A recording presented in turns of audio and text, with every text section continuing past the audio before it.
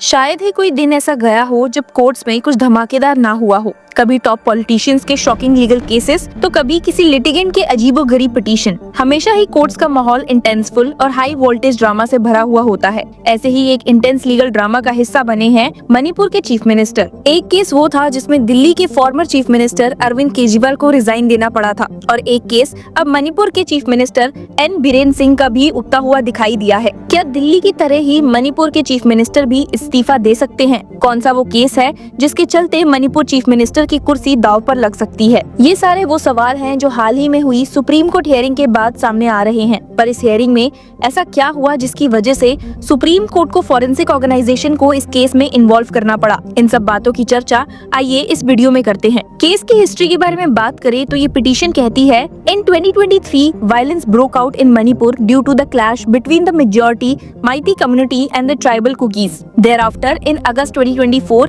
an audio of approximately 48 minutes, allegedly recorded in a closed-door meeting with the chief minister, was published in various newspapers. The recorded conversation prima facie shows that the complicity and the involvement of the state machinery in violence against कुकीज़ो community. और इस petition के बाद अब chief justice Sanjeev Khanna को ही decide करना है कि क्या मणिपुर के मुख्यमंत्री एन बीरेन सिंह दोषी हैं। पिछली हियरिंग में chief justice of India Sanjeev Khanna ने ट्यूसडे यानी कि 28 जनवरी को कहा था कि अगर एक्सट्रीम अर्जेंसी हो तो कुकी ऑर्गेनाइजेशन की प्ली की हियरिंग एडवांस में की जा सकती है। इसी के तहत जब सुप्रीम कोर्ट ने मंडे को इस केस पर एक इंटेंसफुल हियरिंग की तो एडवोकेट प्रशांत भूषण, जो petitioners Kuki organisation for human rights trust की तरफ से कोर्ट में थे, उन्होंने ट्रुथ लैब्स की फॉरेंसिक एनालिसिस कोर्ट के सामने रखी। भूषण का कहना है, Truth Lab certified that there is over 93% probability that this voice belongs to chief minister Biren Singh. Court को बताया गया कि ऑडियो टेप 48 मिनट लंबी है और अगस्त 2024 में लीक हुई थी।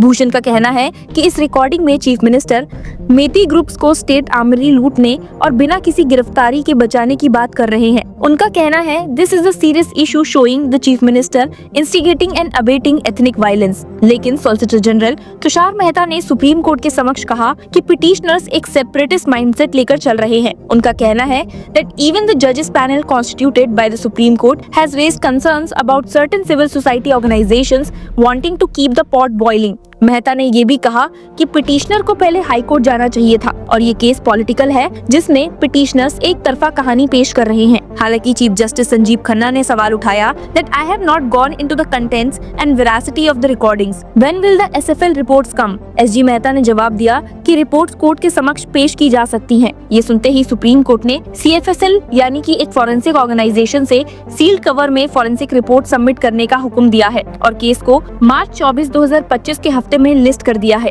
पिछली हियरिंग में जब एडवोकेट प्रशांत भूषण ने एप्लीकेशन फाइल की थी जिसमें ये आरोप लगाया था कि मणिपुर के chief minister N Biren Singh ने राज्य में हिंसा भड़काने और संगठित करने का काम किया जिसमें अनेक लोगों की जानें चली गई, तो chief justice of India Khanna ने मिस्टर भूषण से कहा था कि एक लिखित एप्लीकेशन सबमिट करे। मिस्टर भूषण ने जवाब में कहा था कि पिटीशनर्स ने 11 नवंबर 2024 को कोर्ट के डायरेक्शन के अनुसार ऑडियो टेप्स और अन्य सबूत जमा कर लिए हैं। हालांकि केस 7 फरवरी 2025 को ऑलरेडी लिस्टेड था, लेकिन मिस्टर भूषण ने जल्दी सुनवाई की मांग की। उन्होंने कोर्ट में कहा, the petitioner is being hounded. इस पर सीजीआई खन्ना ने जवाब दिया था, we will examine, please give us a request for urgent hearing in writing.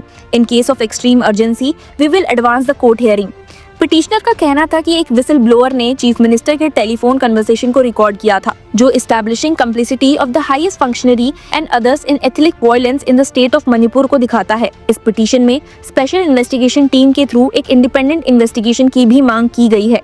Petition को अपोज करते हुए नवंबर 2024 में attorney general R Venkataramani और सॉलिसिटर जनरल तुषार मेहता ने सुप्रीम कोर्ट से कहा था कि ये केस लेना जरूरी नहीं है। मिस्टर मेहता ने सवाल उठाया था कि पिटीशनर्स ने हाई कोर्ट का रुख क्यों नहीं किया। साथ ही उन्होंने पहले के चीफ जस्टिस डीवाई चंद्रचूड़ पर ताना मारते हुए भी कहा, the court had ordered to see the audio tapes and material because it was not sitting in an ivory tower and was very much alive to the constitutional rights of the people of Manipur। पर advocate Cyril D सूजा, जो NGO की तरफ से appear हुई थी, उन्होंने court में कहा था, The Chief Minister of Manipur was instrumental in instigating, organizing and thereafter centrally orchestrating the large-scale murder destruction and other form of violence against the Kuki dominated areas in Manipur. तो आप समझ ही सकते हैं कि क्यों सुप्रीम कोर्ट अब फॉरेंसिक रिपोर्ट और सील्ड कवर सबूत का इंतजार कर रहा है। लीक्ड ऑडियो टेप्स ने तहलका मचा दिया है, जिसमें सीएम की आवाज होने का दावा किया जाता है। सुप्रीम कोर्ट ने सेंट्रल फॉरेंसिक साइंस लेबोरेटरी यानी कि CFSL से इन ऑडियो टेप्स की फॉरेंसिक रिपोर्ट सील्ड कवर में मांगी है। ये रिपोर्ट मार्च 24, 2025 के हफ्ते में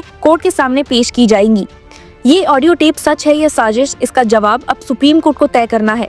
ये फॉरेंसिक रिपोर्ट बताएंगी कि चीफ मिनिस्टर बीरेन सिंह सच में मणिपुर के दंगे भड़काने के जिम्मेदार थे या फिर ये सिर्फ एक राजनीतिक चाल है। अगर फॉरेंसिक रिपोर्ट में सच्चाई साबित होती है तो क्या मणिपुर के चीफ मिनिस्टर अपनी कुर्सी बचा पाएंगे? और अगर ये साबित हो जाता है कि ये रिकॉर्डिंग फर्जी है तो क्या पिटिशनर्स पर कानूनी कार्रवाई होगी? मणिपुर की सियासत अब एक नए मोड़ पर है और इस केस का फैसला स्टेट की शांति और राजनीति दोनों पर गहरा असर डालेगा। आपको क्या लगता है? Please share with us in the comment section and keep following law chakra.